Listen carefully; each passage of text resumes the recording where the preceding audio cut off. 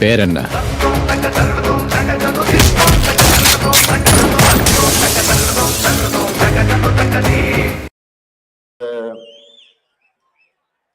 முற்போக்கு கூட்டணி கட்சிகளின் வேட்பாளர்களை ஆதரித்து நடைபெறக்கூடிய இந்த மாபெரும் பொதுக்கூட்டத்திற்கு தலைமையேற்று தொடக்கத்தில் அனைவரையும் வரவேற்று மகிழ்ந்திருக்கக்கூடிய விருதுநகர் தெற்கு மாவட்ட கழகத்துடைய செயலாளர் மாண்புமிகு அமைச்சர் KKSSR ராமச்சந்திரன் அவர்களை, முன்னிலை பொறுப்பை ஏற்றுள்ள விருதுநகர் வடக்கு மாவட்ட கழகத்துடைய செயலாளர் மாண்புமிகு அமைச்சர் திரு தங்கம் தென்னரசு அவர்களே, நாடாளுமன்ற உறுப்பினர் திருமதி ராணி ஸ்ரீகுமார் அவர்களே, முன்னாள் நாடாளுமன்ற உறுப்பினர் தம்பி தனேஷ்குமார் அவர்களே, சட்டமன்ற உறுப்பினர் திரு சீனிவாசன் அவர்களே, தோழமை கட்சிகளை சார்ந்திருக்கக்கூடிய மாவட்ட கழகத்துடைய செயலாளர்களே, மாவட்ட பொறுப்பாளர்களே, தலைமை கழகத்தினுடைய நிர்வாகிகளே, விருதுநகர் மாவட்ட கழக நிர்வாகிகளே, மதச்சார்பற்ற முற்போக்கு கூட்டணியில் அங்கம் ஏற்றிருக்கக்கூடிய பெரியோர்களே, முன்னோடிகளே, செயல் வீரர்களே, பத்திரிகை மற்றும் ஊடகத்துறை சார்ந்த நண்பர்களே, வணக்கத்திற்குரிய வாக்காளர் பெருமக்களே, என் உயிரோடு கலந்திருக்கக்கூடிய தலைவர் கலைஞர் அவர்களின் உயிரினும் உயிரான உங்கள் அனைவருக்கும் என்னுடைய அன்பான வணக்கம். சிவகாசி பட்டாசானாலும் விருதுநகர் தான், சாத்தூர் பலகாரமாக இருந்தாலும் விருதுநகர் தான், திருவல்லிபுத்தூர் பால்கோவாக இருந்தாலும் விருதுநகர் தான், பரோட்டாவாக இருந்தாலும் விருதுநகர் தான், தீப்பெட்டி ஆனாலும் விருதுநகர் தான், கேலண்டர் ஆனாலும் விருதுநகர் தான். உங்களை குட்டி ஜப்பான்னு சும்மாவா சொன்னாங்க? மொத்தத்துல சுறுசுறுப்புக்கு பெயர் பெற்ற மக்கள் வாழுகிற மாவட்டம் தான் இந்த விருதுநகர். அப்படிப்பட்ட விருதுநகர் மாவட்டத்திற்கு தான் உங்களை நாடி வந்திருக்கிறேன். இப்படி ஓயாம உழைக்கிற உங்களை பார்த்து நானும் கொஞ்சம் எனர்ஜியை பூஸ்ட் பண்ணிக்கலாம், ஏத்திக்கலாம் அப்படின்னு விருதுநகருக்கு வந்திருக்கிறேன். விருதுநகர்னு சொன்னால வீர தியாகி சங்கர்லிங்கம் மறக்க முடியுமா?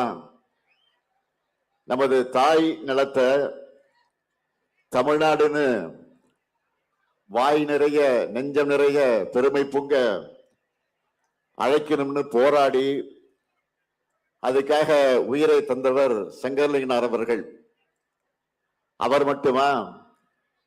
ஈரோடு என்றால் தந்தை பெரியார், காஞ்சி என்றால் பேரறிஞர் அண்ணா, திருவாரூர் என்றால் தலைவர் கலைஞர் என்பதை போல விருதுநகர் என்றால் பெருந்தலைவர் காமராசர். அவருடைய மண் இது. அரசியல் கடந்த தனிப்பட்ட முறையிலையும் எனக்கு அவர் மேல மிகுந்த மரியாதை உண்டு. உடல்நலம் பாதிக்கப்பட்டிருந்த நிலையில என்னுடைய திருமணத்திற்கு நேரில் வந்து வாழ்த்தினவர் ஐயா காமராஜர் அவர்கள். அதை என்னால எப்பவும் மறக்க முடியாது. பெருந்தலைவர் காமராஜருடைய பிறந்த நாள ஜூலை 15 கல்வி வளர்ச்சி நாளா கொண்டாடப்பட வேண்டும் என்று தலைவர் கலைஞர் அவர்கள் ஆணையிட்டு இப்ப வர அதை கடைபிடிக்கப்பட்டு கொண்டிருக்கிறது என்பது உங்களுக்கு எல்லாம் தெரியும்.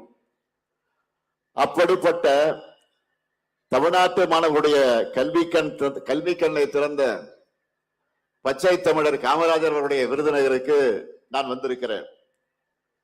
தமிழ்நாட்டினுடைய பல பகுதிகளுக்கும் பிரச்சாரத்திற்காக நான் போயிட்டு வந்திருக்கிறேன். அவங்க எல்லாம் திராவிட மாடல் 2.0க்கு டபுள் ஓகே சொல்லிட்டாங்க. விருதுநகர் மக்களான திராவிட மாடல் ஆட்சி உருவாக வேண்டும் என்று நீங்க சொல்லணும். தயாராகிட்டீங்களா? தயாராகிட்டீங்களா? நீங்களும் ரெடியா? நன்றி. அதுக்கு இங்க நிக்கிற நம்ம மதச்சார்பற்ற முற்போக்கு கூட்டணி வேட்பாளர்களை நீங்க வெற்றி பெற வைக்கணும். முதல்ல அருப்புக்கோட்டை சட்டமன்ற தொகுதி நமது வெல்லும் வேட்பாளர் மாண்புமிகு அமைச்சர் KKSSR ராமச்சந்திரன் அவர்கள். மக்கள் தலைவர் எம்ஜிஆர் அவர்களால அடையாளப்படுத்தப்பட்டவர். அந்த காலம் முதல் இந்த காலம் வரை சுறுசுறுப்பா மக்கள் பணி ஆற்றிக் கொண்டிருக்கக்கூடியவர். தமிழ்நாடு வரலாற்றிலேயே இல்லாத அளவுக்கு நம்முடைய திராவிட மாடல் ஆட்சியில ஏறக்குறை 23 லட்சம் பேருக்கு பட்டா வழங்கி சாதனை படைத்திருக்கிறோம் என்றால் அந்த சாதனைக்கு பொறுப்பேற்று செயல்பட்டவர் தான் இவர். அப்படிப்பட்ட நம்ம அண்ணாச்சி KKSSR ராமச்சந்திரன் அவர்களுக்கு நீங்க எல்லாம் உதயசூரியன் சின்னத்துல உங்களுடைய ஆதரவை தந்திட வேண்டும். அடுத்து திருச்சுழி சட்டமன்ற தொகுதி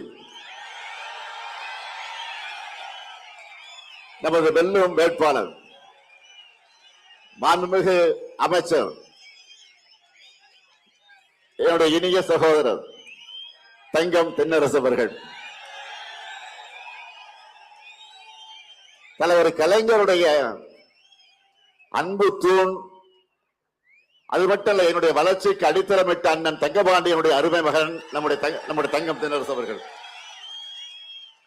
5 முறை சட்டமன்ற உறுப்பினராக வென்ற தங்கம் தென்னரசு அவர்கள் தமிழ்நாட்டை அனைத்து வகையிலும் உயர்த்திய திராவிட மாடல் ஆட்சியுடைய நிதித்துறைய தலைமை பெற நம்முடைய தங்கம் தென்னரசு அவர்கள். இன்னும் சொல்லணும்னா இவரை எதிர்த்து வைக்கவே எதிர்கட்சி வேட்பாளர் அறிவிக்கப்பட்டவர் விரும்பலன்னு செய்திகள் வந்துட்டு இருக்கு. அந்த அளவு வலிமையான வேட்பாளர். அப்படிப்பட்ட தங்கம் தென்னரசு அவர்களுக்கு உதயசூரியன் சின்னத்துல நீங்க எல்லாம் மீண்டும் ஆதரிச்சு அவரை வெற்றி பெற வைக்கணும். அடுத்து சாத்தூர் சட்டமன்ற தொகுதி நமது வெல்லும் வேட்பாளர் கடற்கரை ராஜ் அவர்கள். மாவட்ட சேர்மனாக இருந்து மக்கள் பணி ஆற்றியவர். கழகத்தின் மேற்கு ஒன்றிய செயலாளராக தீவிர பணியை செய்து கொண்டிருக்கக்கூடியவர். அப்படிப்பட்ட கடற்கரை ராஜ் அவர்களுக்கு நீங்கள் எல்லாம் உதயசூரியன் சின்னத்துல சாத்தூர் மக்களாகிய நீங்கள் உங்களுடைய பொன்னான வாக்குகளை வழங்கிட வேண்டும். அடுத்து ராஜபாளையம் தொகுதி சட்டமன்ற தொகுதி நம்முடைய வெல்லும் வேட்பாளர் தங்கபாண்டியன் அவர்கள் 2 முறை ராஜபாளையம் சட்டமன்ற உறுப்பினராக வெற்றி பெற்று உங்களுக்கு நன்றாக அறிமுகமானவர். தொகுதி மக்களுக்காக பல்வேறு சமூக சேவை பணிகளையும் ஆற்றி வரக்கூடியவர். ராஜபாளையம் மக்கள் விரும்பக்கூடிய தங்கபாண்டியனுக்கு நீங்கள் எல்லாம் உதயசூரியன் சின்னத்தில் உங்கள் பொன்னான வாக்குகளை அளிக்க வேண்டும். அடுத்து விருதுநகர் சட்டமன்ற தொகுதி நமது கூட்டணி தோழமையான தேசிய முற்போக்கு திராவிட கழகத்தை சார்ந்த என்னுடைய அன்பு தம்பி விஜய பிரபாகரன் அவர்கள், என்னுடைய ஆரோக்கிய நண்பர் பெருமதிப்பிற்குரிய கேப்டன் விஜயகாந்த் மற்றும் அன்பு சகோதரி பிரேமலதா விஜயகாந்துடைய அன்பு மகன்தான் இங்கே வேட்பாளராக நிற்கிறார். தேமுதிகவினுடைய இளைஞரணி செயலாளராக துடிப்போடு செயல்பட்டுக் கொண்டிருக்கக்கூடியவர். அவருக்கு நீங்கள் எல்லாம் முரசு சின்னத்துல உங்களுடைய பொன்னான வாக்குகளை அளிக்கணும். தம்பி விஜய பிரபாகரனுக்கு வாக்கு கேட்கும் போது என்னுடைய நினைவுகள் எல்லாம் எங்கே செல்கிறது தெரியுமா? அவருடைய தந்தை என்னுடைய இனிய நண்பர் ஆரோக்கிய நண்பர் கேப்டன் விஜயகாந்த் அவர்கள் மக்கள் ஆணையிட்டால் என்ற ஒரு திரைப்படத்துல வேட்பாளராக நடித்தார். அதில் நான் கௌரவ வேடமாக ஒரு பாட்டு பாடி அதில் வருவேன். அது எதற்காக என்று சொன்னால், வேட்பாளராக நிற்கக்கூடிய விஜயகாந்த் ஆதரிச்சு நான் பாடுகிற பாட்டு. அந்த பாட்டு கூட என்னுடைய மனசுல ஆழமா இருக்கு. கலைஞர் எழுதிய பாட்டு தான். ஆற அமர கொஞ்சம் யோசிச்சு பாரு, அடுத்த வரும் தலைமுறைய சிந்திச்சு பாரு, ஏற இறங்க இப்படின்னு பாட்டு வரும். அப்படி இவருடைய அப்பாவுக்கு ஓட்டு கேட்டு திரைப்படத்தில் நடிச்சேன். இன்று அவருடைய அருமை மகனுக்கு முதலமைச்சரா இன்றைக்கு நேரடியாக வாக்கு கேட்க வந்திருக்கிறேன். ஆகவே தம்பி விஜய பிரபாகரனை பெருவாரியான வாக்கு வித்தியாசத்தில் வெற்றி பெற வைக்க வேண்டும் என்று உங்களை எல்லாம் நான் அன்போடு கேட்டுக்கிறேன். அடுத்து சிவகாசி சட்டமன்ற தொகுதி நம்முடைய அன்பு சகோதரர் ராகுல் காந்தி அவர்களால் அறிவிக்கப்பட்ட நமது வெல்லும் வேட்பாளர் காங்கிரஸ் கட்சியை சேர்ந்த அசோகன் அவர்கள் சிவகாசி நகரமன்றத்தினுடைய துணைத் தலைவராக செயல்பட்டவர். கடந்த முறை அதே தொகுதியிலே உங்களுக்காக பணியாற்றியவர். மீண்டும் அசோகனுக்கு கை சின்னத்தில் நீங்க உங்க பொன்னான வாக்குகளை அளிக்க வேண்டும். நிறைவா திருவள்ளுவர் சட்டமன்ற தொகுதி நமது வெல்லும் வேட்பாளர் இந்திய கம்யூனிஸ்ட் கட்சியை சார்ந்த திரு மகாலிங்கம் அவர்கள் பத்தராய்ப்பு தாலுகாவினுடைய இந்திய கம்யூனிஸ்ட் கட்சியினுடைய செயலாளராக தோழர் மகாலிங்கம் அவர்கள் பணியாற்றிக் கொண்டிருக்கக்கூடியவர். இந்த வட்டாரத்து மக்களுக்காக தொடர்ந்து செயலாற்றி வரக்கூடியவர். களத்துல தொடர்ந்து உங்களுக்காக போராடும் அவர் குரல் சட்டமன்றத்தில் ஒலிக்க தோழர் மகாலிங்கம் அவர்களுக்கு நீங்கள் எல்லாம் கதிர் அருவாள் சின்னத்துல உங்களுடைய பொன்னான வாக்குகளை வழங்கிட வேண்டும். உங்ககிட்ட உரிமையா உங்கள ஒருத்தனா இந்த முத்துவேல் கருணாநிதி ஸ்டாலின் இந்த 7 மதச்சார்பற்ற முற்போக்கு கூட்டணி வேட்பாளருக்கு நான் ஆதரவு கேட்கிறேன். வெற்றி உறுதியா? சத்தமா? இன்னும் சத்தமா? நன்றி. வெற்றி உறுதி ஆயிடுச்சு. எனவே வேட்பாளர்கள்லாம் உட்காரலாம். சீட்டு கொடுத்தாச்சு உங்களுக்கு, உட்காருங்க.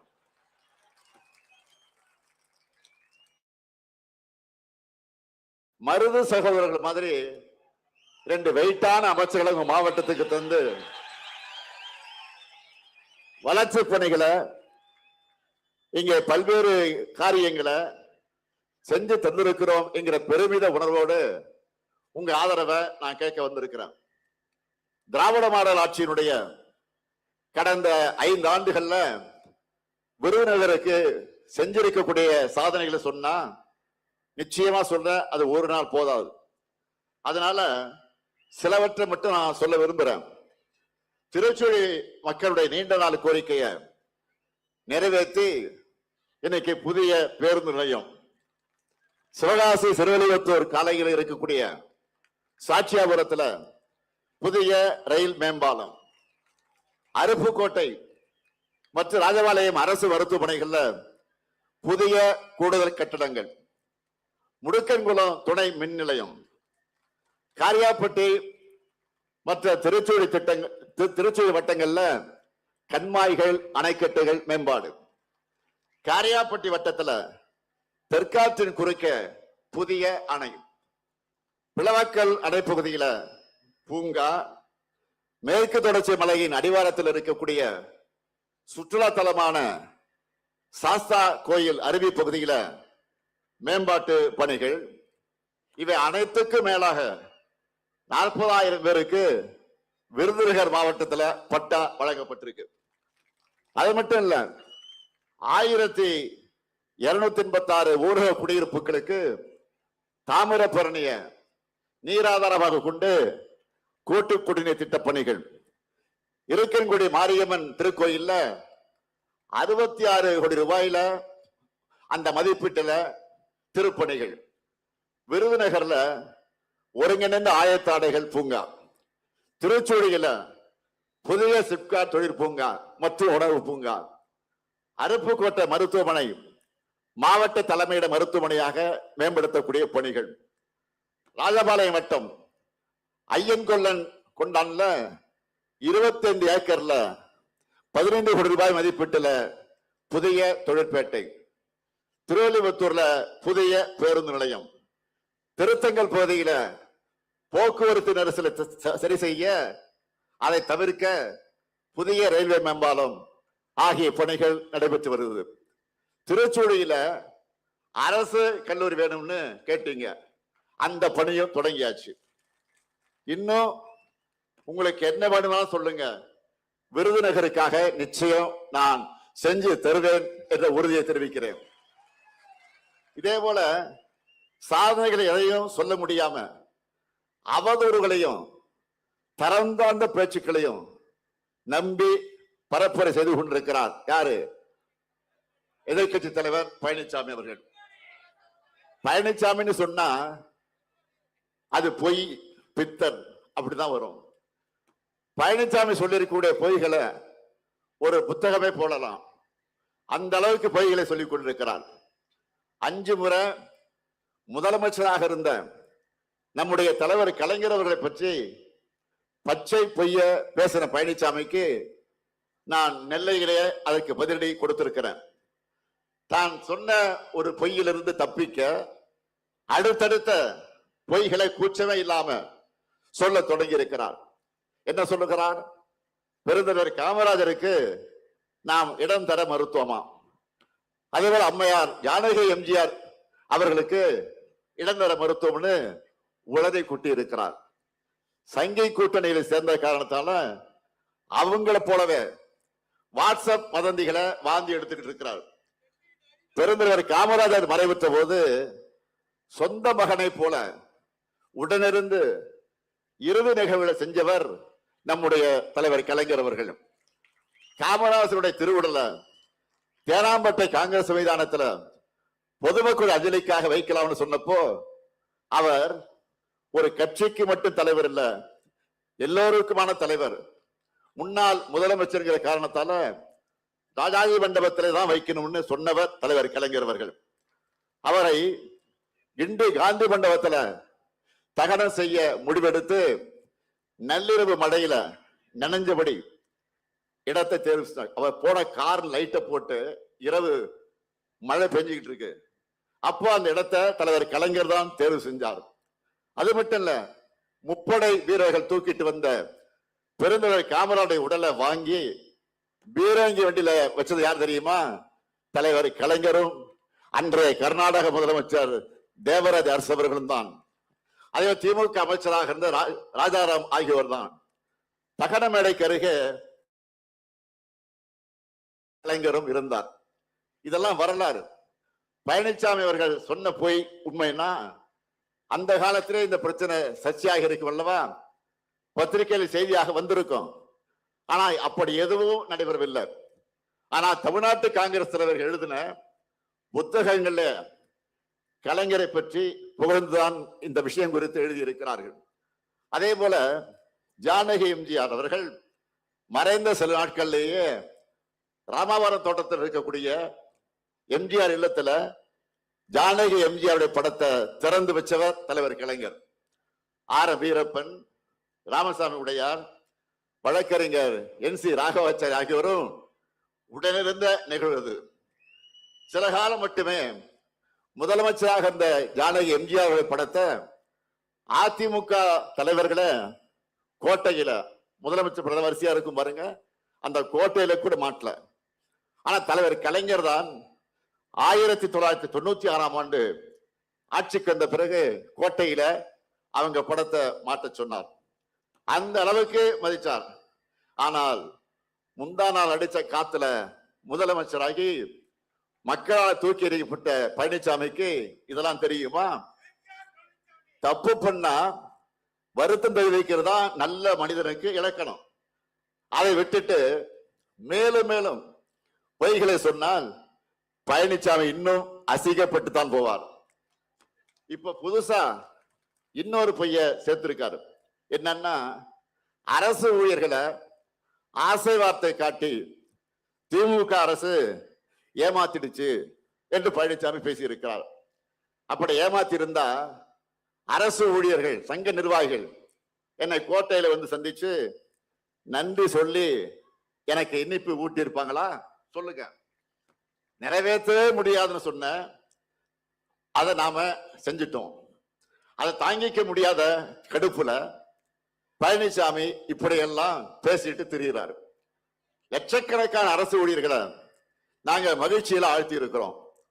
அரசு ஊழியர்களை, ஆசிரியர்களை கொடுமைப்படுத்தி, கொச்சைப்படுத்தி அவங்களுக்கு தர ஊதியத்தையும் இழிவுபடுத்தி பேசிய பழனிசாமிக்கு அவங்க கிட்ட இருந்து ஸ்வீட்டும் கிடைக்காது, அவங்களோட ஓட்டும் கிடைக்காது. இதான் உண்மை.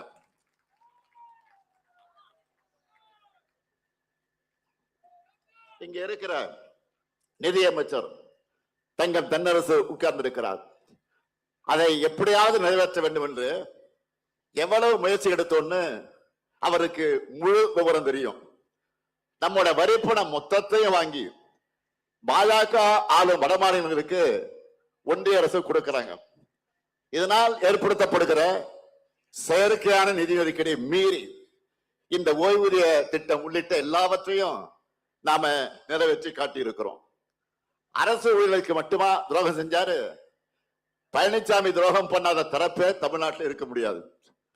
3 வேளாண் சட்டங்கள் ஆதரிச்சு உழவர்களுக்கு துரோகம், பொள்ளாச்சியில பாலியல் குற்றவாளிகளை காப்பாற்ற முயற்சி பண்ணி பெண்களுக்கு துரோகம், குடியுரிமை திருத்த சட்டம், திருத்த சட்டம், பாஜகவோட எல்லா சட்டத்துக்கும் ஆதரவு கொடுத்து சிறுபான்மை சமூகத்துக்கு துரோகம், கட்சியில உங்களை வளர்த்து விட்ட செங்கோட்டையனுக்கு துரோகம், பதவி கொடுத்த அம்மையார் சசிகலாக்கு, தினகரனுக்கு துரோகம், சகோதரர் ஓபிஎஸ் அவர்களுக்கு துரோகம், உங்க ஆட்சியை காப்பாத்தின முன்னாள் சட்டப்பேரவையுடைய தலைவர் தனபால் அவர்களுக்கே சீட்டு கொடுக்காம துரோகம். எல்லாத்துக்கும் மேல மாநில உரிமைகளுக்கு எதிராக செயல்பட்ட பாஜகவை எதிர்த்த அம்மையார் ஜெயலலிதா அவர்களுக்கு அதே பாஜகவோட இன்றைக்கு கூட்டணி வச்சு துரோகம் செஞ்சிருக்கிறார். இப்ப நான் சொன்ன துரோகத்தை உங்க என்ன முடிஞ்சிச்சா? ஆனா பழனிசாமியுடைய தோல்விகளை நீங்க எண்ணிடலாம். ஏற்கனவே 10, அடுத்த 11 இல்லையா? பாகுபலி படத்துல சத்யராஜை பார்த்து சொல்ற மாதிரி ஒரு டைலாக் வரும், விசுவாசத்துக்கு ஒரு உருவம் இருந்தா அது நீதான் கட்டப்பா அப்படின்னு ஒரு வசனம் வரும். அது போல துரோகத்துக்கு ஒரு உருவம் கொடுத்தா அது பழனிசாமி தான். இப்படி தன்னையே நம்பிய அத்தனை பேருக்கு அல்வா கொடுத்த பழனிசாமி பேசுறத மக்கள் எப்படி நம்புவாங்க? அதுவும் நீங்க ஆட்சி செஞ்ச லட்சணத்தை தான் தமிழ்நாடு 4 வருஷம் பார்த்துச்ச. அதுக்கெல்லாம் முடிவு கட்டி 2021 ஆட்சிக்கு வருவதற்கு முன்பு சொன்ன வாக்குறுதிகள் எல்லாம் படிப்படியா நிறைவேற்றி மக்கள் நம்பிக்கை பெற்ற அரசு நம்முடைய திராவிட மாடல் அரசு. வெற்றி பெறாத தொகுதி, வெற்றி பெற்ற மாவட்டம், வெற்றி பெறாத மாவட்டம் என்கிற எந்த பாகுபாடும் காட்டாம எல்லா பகுதிகளையும் வளர்த்தெடுத்து இருக்கிறோம். அதனாலதான் நகர்ப்புற உள்ளாட்சி தேர்தல் 2024 நாடாளுமன்ற தேர்தலில் தமிழ்நாடு முழுக்க முழு வெற்றிய மக்கள் நமக்கு கொடுத்தாங்க. இப்போ 2030ஆம் ஆண்டுக்குள்ள தமிழ்நாட்டை எப்படியெல்லாம் வளர்த்தெடுக்க போகிறோம்னு தொலைநோக்கு கொண்ட செயல் திட்ட அறிக்கையா திமுகவுடைய தேர்தல் அறிக்கையை வெளியிட்டிருக்க திமுகவுடைய தேர்தல் அறிக்கையை வெளியிட்டிருக்கிறான். அதாவது நம்ம சூப்பர் ஸ்டார களத்துல இறக்கி நான் பிரச்சாரத்தில் இறங்கி இருக்கிறேன். ஒரு பாட்டு வரும், சூப்பர் ஸ்டார் யாருன்னு கேட்டா சின்ன குழந்தைங்க சொல்லணும் பாட்டு ஞாபகம் இருக்கு அவங்களுக்கு? அந்த மாதிரி இது சூப்பர் ஸ்டார். இப்போ எல்லாரும் இதை தான் பேசுறாங்க. என்ன பேசுறாங்க? மகளிருக்கு மாதம் 1000 ரூபாய் உரிமை தொகை சொன்னோம். இன்னைக்கு இந்தியாவுக்கு மாடலா நம்ம கலைஞர் மகளிர் உரிமை திட்டம் மாறிடுச்சு. இந்த திட்டத்தால பலருடைய வாழ்க்கையை மாறிடுச்சு. செல்வி என்ற சகோதரி ஒரு பேட்டி கொடுத்திருக்காங்க, நீங்களும் பார்த்திருப்பீங்க, நானும் பார்த்தேன். கணவரை இழந்துட்டாங்க, 2 பெண் பிள்ளைகள், வீட்டு வேலைக்கு போய் குடும்பத்தை காப்பாத்துறாங்க. தினமும் ஒரு வீட்டை சுத்தம் பண்ணி பாத்திரங்கள் எல்லாம் கழுவி வைக்கணும்னா அது குறைஞ்சது 1 மணி நேரம் 2 மணி நேரம் ஆகிடும். இப்படி நிறைய வீடுகளுக்கு போய் வேலையை பார்க்கணும், உடம்பெல்லாம் வலிக்கும். ஆனா இப்ப மாசம் 1000 ரூபாய் மகளிர் உரிமை தொகை கிடைக்கிறதுனால ஒரு வீட்டை குறைச்சிட்டேன்னு அவங்க சொல்றாங்க. வெறும் 1000 ரூபாய் இதை வச்சு என்ன பண்ண முடியும்னு கேட்டாங்களா? செல்வி போன்ற சகோதரிகளுக்கு தினமும் 1 மணி நேரம் ஓய்வை இந்த திட்டம் வழங்கியிருக்கு. இனி அந்த மகளிர் உரிமை தொகை மாசம் 1000 அல்ல 2000 ரூபாயாக அதிகப்படுத்தி வழங்கப்படும். தாய்மார்கள்லாம் ஹாப்பியா? தாய்மாரை கை கூட்டி ஹாப்பின்னு சொல்லுங்க. அதுக்கு ட்ரெய்லர் தான் கோடைக்கால சிறப்பு நிதி. அந்த நிதியை சேர்த்து அண்மையிலே கொடுத்த 5000 ரூபாய் வந்துச்சா இல்லையா? அதே போல மதுரையை சார்ந்த அர்ச்சனா என்கிற சகோதரி காலை உணவு திட்டத்தால பயனடைந்து கொண்டிருக்கக்கூடிய கதையை சொன்னாங்க. வசதி இல்லாத காரணத்தால ஒரு நாளைக்கு ஒரு வேளை தான் சமைப்போம், காலையில சமைக்க மாட்டோம். முன்னாடி எல்லாம் சாப்பிடாம பள்ளிக்கூடத்துக்கு போன என் பெண்ணுக்கு இப்போ காலை உணவு திட்டத்தால டைமுக்கு சூடான உணவு கிடைக்குது. அதுவும் சாம்பார்ல போடக்கூடிய காய்கறிக்காகவே விரும்பி சாப்பிடுறான். சிலம்ப போட்டி இருக்கு பாருங்க, அந்த சிலம்பம் போட்டியில கலந்துக்கிட்டு நிறைய பரிசுகள் எல்லாம் வாங்கிட்டு இருக்கிறான். நான் படிச்ச காலத்துல இப்படி எல்லாம் ஒரு திட்டம் இருந்திருந்தா நானும் காலேஜுக்கு போய் படிச்சு பெரிய ஆளாகிருப்பேன் என்று நிகழ்ச்சியோடு சொல்றாங்க. அந்த காலை உணவு திட்டத்தையும் அடுத்து அமைய உள்ள நம்முடைய ஆட்சியில இப்போ 5ஆம் வகுப்பு வரை தான் இப்போ. ஆனா நாம மீண்டும் வெற்றி பெற்று ஆட்சிக்கு வர்றப்போ 8ஆம் வகுப்பு வரை அந்த திட்டத்தை விரிவுபடுத்த இருக்கிறோம். இப்படி நம்முடைய ஒவ்வொரு திட்டத்துக்கு பின்னாடியும் ஒரு குடும்பம், ஒரு தலைமுறை, ஒரு ஊரே வளர்ச்சி அடைந்த கதைகள் நிறையவே இருக்கு. இளைஞர்களுக்கெல்லாம் கட்டணம் இல்லாமல் வேலைவாய்ப்புக்கான திறன் பயிற்சிக்கு வழங்க நான் முதல்வன் திட்டத்தை அடுத்த கட்டமா நான் முதல்வன் 2.0 செயல்படுத்த போறோம். அதே போல புதுமை பெண் தமிழ் புதும் திட்டத்துல கல்லூரிக்கு போகக்கூடிய மாணவர்களுக்கு இப்ப மாதம் 1000 வழங்கிட்டு இருக்கோம் இல்லையா?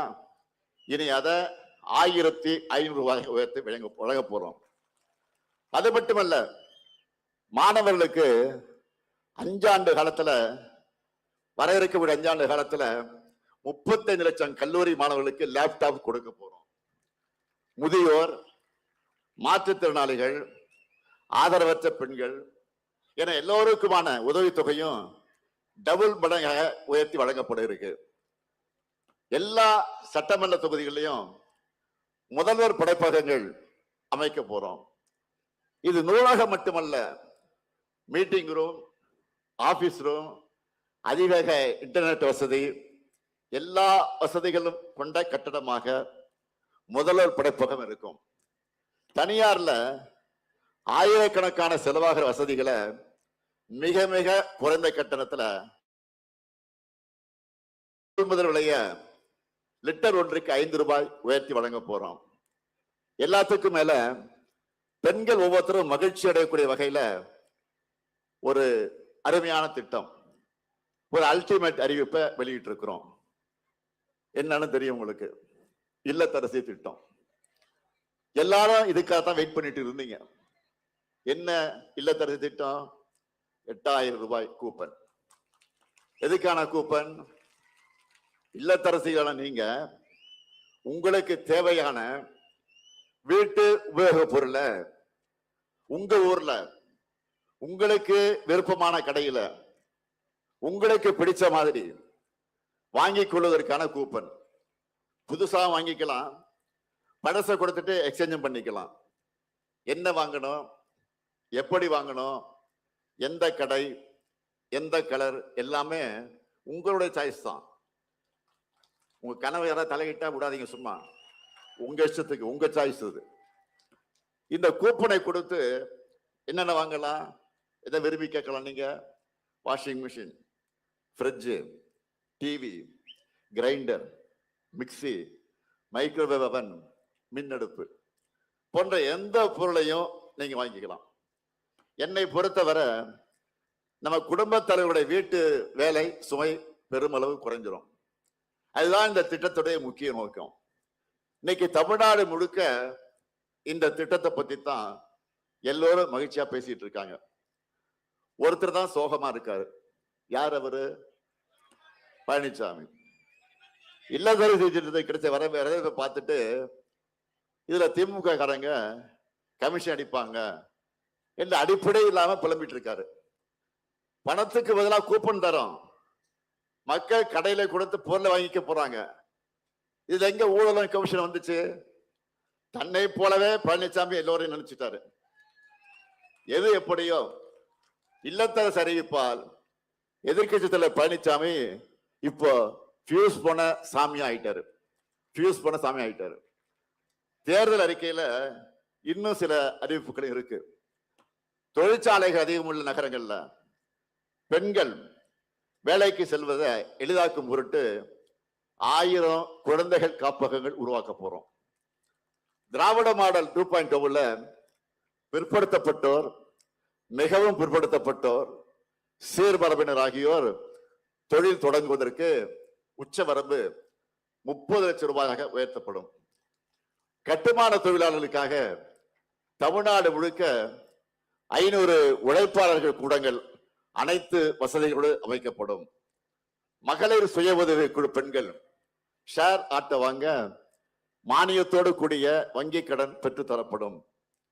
நெசவாளர்களின் நலனுக்காக தமிழ்நாட்டில் 10 கைத்தறி பூங்காக்கள் அமைக்கப்படும். 50 கைத்தறி குழுமங்கள் அமைக்கப்படும். 10,000 கைத்தறிகளை 90 விழுக்காடு மானியத்தோடு நவீனப்படுத்துவோம். முதியோர்களுக்கான அன்புச்சோலை இல்லங்கள் எல்லா மாவட்டங்களிலும் அமைக்கப்படும். அனைத்து தரப்பு அரசு பள்ளிகளையும் 100 விழுக்காடு ஸ்மார்ட் வகுப்பறைகள் அமைக்கப்படும். கலைஞர் கனவு இல்லம் உள்ளிட்ட திட்டங்கள் மூலமா வீடற்ற ஏழைகளுக்கு அடுத்த 5 வருஷத்துல 10 லட்சம் வீடுகள் கட்டித்தரப்படும். இங்க இருக்கக்கூடிய விருதுநகர் சுற்று வட்டார மக்களை மகிழ்விக்க ஸ்பெஷல் வாக்குறுதிகளும் இருக்கு. என்னன்னா, விருதுநகர் தூத்துக்குடியில பசுமை பட்டாசு உற்பத்தி ஊக்குவிக்கப்படும். தமிழ்நாடு பனைமர தொழிலாளர்கள் நல வாரியத்துல பதிவு செஞ்சிருக்கக்கூடிய பனை தொழிலாளர்களுக்கு தேவையான பனைமரம் ஏறக்கூடிய கருவிகள் உட்பட இதர கருவிகள் 100 விழுக்காடு மானியத்தோடு வழங்கப்படும். தமிழ்நாடு பனைமர தொழிலாளர்கள் நல வாரியத்துல பதிவு செஞ்சிருக்கக்கூடிய பனை தொழிலாளர்களுக்கு காப்பீடு வசதி ஏற்படுத்தப்படும்.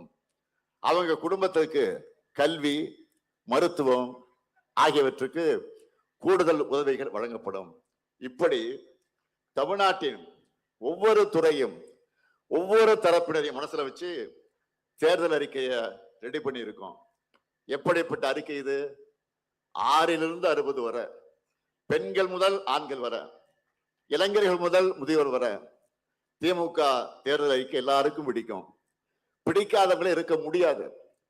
அதனால்தான் இதை 2026 தேர்தல் களத்துடைய சூப்பர் ஸ்டார் சொல்லி நான் அறிமுகப்படுத்தினேன். வாக்குறுதியை யார் வேண்டுமானாலும் கொடுக்கலாம், ஆனா திமுக கொடுக்கிற வாக்குறுதியை தான் மக்கள் நம்புகிறார்கள். மற்றவங்க என்ன சொன்னாலும் அதுக்கு எந்த மதிப்பும் கிடையாது. யார் சொல்றாங்க என்பதை பொறுத்துத்தான் அதுக்கான மதிப்பு. என்டிஏவை பொறுத்த வரைக்கும் தமிழ்நாட்டுக்கு தேர்தல் வந்தா மட்டும் தமிழ் மேல பாசம் இருக்கிற மாதிரி காமராஜர், எம்ஜிஆர் மாதிரி தலைவர்களை சொந்தம் கொண்டாடவும் கிளம்பிடுறாங்க. இவங்களோட சங்கி கூட்டம் தான் 1966ஆம் ஆண்டு காமராசரை டெல்லியில வீட்டோட வச்சு கொளுத்த பார்த்தாங்க. மனித தர்மத்திற்கும் காமராசர் மனித தர்மத்துக்கும் நடக்கக்கூடிய பலாத்கார போராட்டம்னு தந்தை பெரியார் கண்டிச்சார்.